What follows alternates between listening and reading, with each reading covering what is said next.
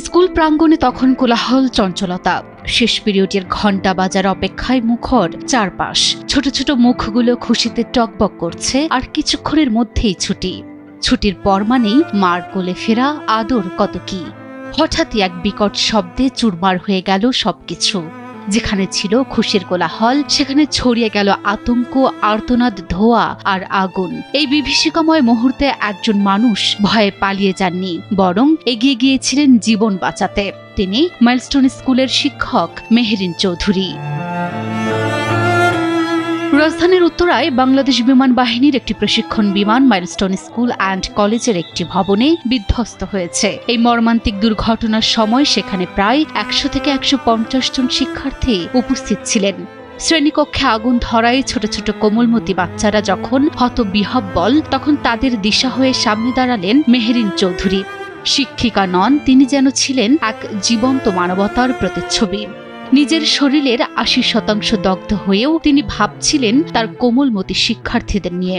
শেষ পর্যন্ত লড়েছেন শিশুদের বাঁচাতে।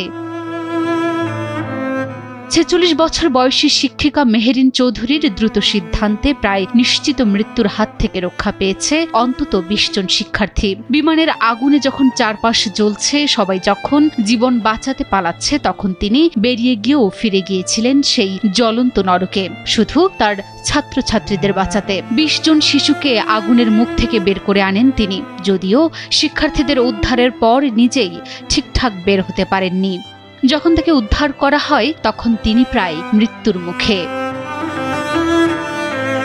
জানা যায় মেহেরিন চৌধুরীর বাড়ি নীলফামারী। তার স্বামী মনসুর হেলাল জানান, মাহারিনের পা থেকে মাথা পর্যন্ত সব ঝুলসে গেছে। আমার মনে হচ্ছে ১০০% দগ্ধ।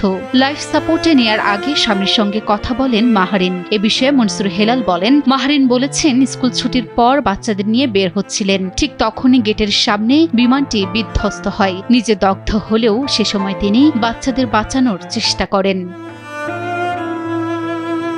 কয়েকটি ফুটফুটে বাচ্চার জীবন রক্ষা করে জাতীয় বার্ন ইউনিটে চিকিৎসাধীন অবস্থায় সোমবার রাতে তিনি নিজেই চলে গেলেন না ফেরার দেশে। একজন সত্যিকারের নায়িকা হয়ে, সাহস, ত্যাগ আর ভালোবাসার প্রতীক হয়ে। আজ তিনি নেই, তবে তার শিক্ষাদান, ভালোবাসা আর সাহস চিরকাল বেঁচে থাকবে এই শিশুদের মনে, এই জাতির হৃদয়ে।